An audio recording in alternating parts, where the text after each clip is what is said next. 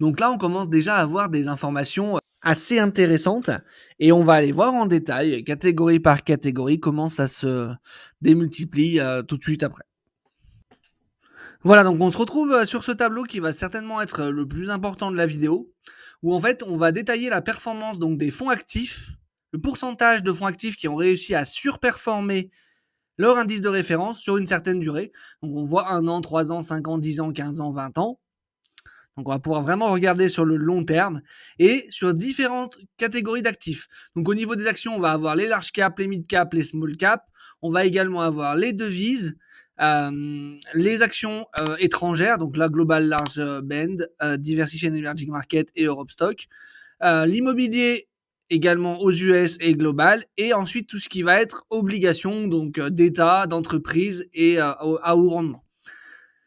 Donc sur un an, on va commencer par là et on va prendre donc le meilleur des élèves qui est donc Intermediate Core Bond, donc des obligations d'État principalement, où là 79,3% des fonds actifs ont réussi à surperformer leur indice de référence sur un an. Donc c'est quand même relativement énorme, mais c'est que sur un an. Donc c'est vraiment sur une période très court terme. Et vous voyez, si on va regarder sur 20 ans, sur la même ligne, comment ça se passe, là, c'est plus du tout la même. On passe de 79,3% à 14,2%.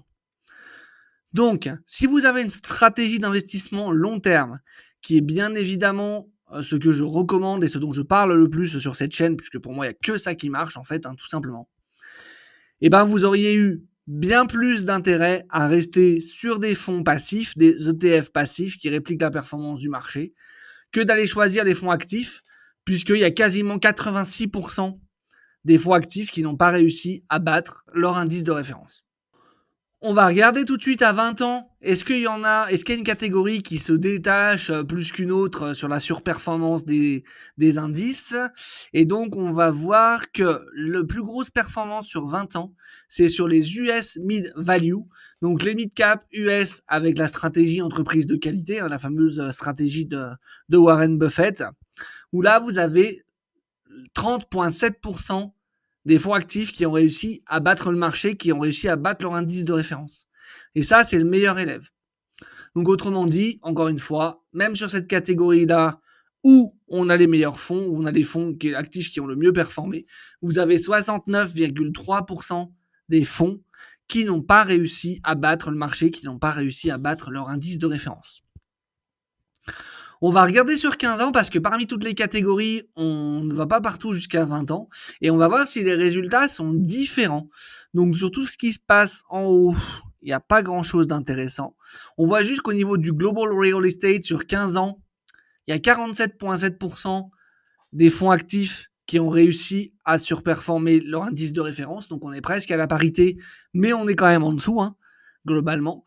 Et par contre, sur ce qui va être les corporate bonds, donc les obligations d'entreprise et les obligations à haut rendement, enfin, sur 15 ans, on a des fonds actifs, on a plus d'un fonds actif sur deux qui arrive à battre le marché, mais c'est uniquement sur 15 ans.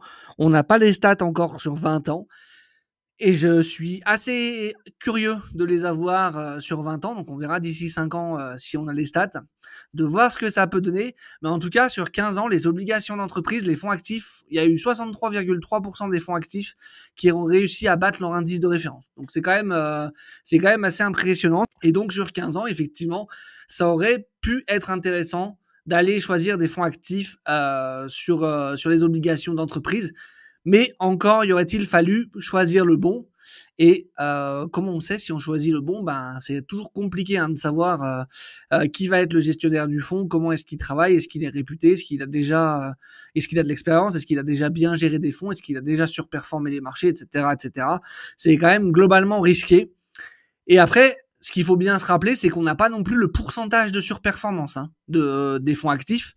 Donc, effectivement, si parmi ces 63% de fonds qui ont réussi à battre le marché, vous en avez, j'en sais rien moi, sur les 63, vous en avez 50% qui ont réussi à faire 70% de mieux que le marché, ça pourrait être intéressant. Après, peut-être que c'est absolument pas le cas et que la plupart des fonds ont à peine surperformé le marché, et auquel cas, il y aurait mieux valu s'exposer au marché en général, toute façon, pour moi, il vaut mieux s'exposer au marché en général, quoi qu'il arrive à chaque fois, parce que historiquement, c'est là que vous allez prendre le moins de risques et que vous allez quand même avoir les meilleures performances. Alors que confier ça à un gérant de fonds, vous savez jamais si le gérant, ça va être le même sur toute la durée du fonds et si réellement il est bon et s'il va réussir à faire du bon travail. Donc voilà, ici on a deux colonnes donc qui sont très intéressantes, je vous en avais parlé tout à l'heure. On voit donc qu'ils ont établi le pourcentage de fonds qui ont réussi à battre leur indice de référence à 10 ans en fonction des coûts. Donc là, sur la colonne qui est en vert ici, vous avez les fonds les moins chargés en frais, le pourcentage des fonds les moins chargés en frais qui ont réussi à battre le marché. Et ici, dans la colonne en rouge, c'est les pourcentages des fonds les plus chargés en frais. Quel pourcentage a réussi à battre le marché.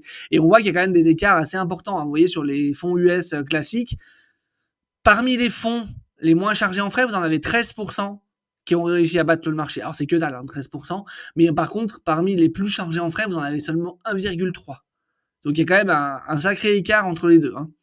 Mais encore une fois, vous voyez, même parmi les fonds donc les moins chargés en frais, ceux qui ont le meilleur score ici, alors, vous en avez ici sur les devises, et c'est 50%. Donc, la moitié des fonds sur les devises large value à 10 ans ont réussi à surperformer leur indice de référence, donc 1 sur 2. Et vous avez également la même chose ici sur l'immobilier aux US et la même chose ici sur le global immobilier un peu plus, donc 53,8% sur 10 ans.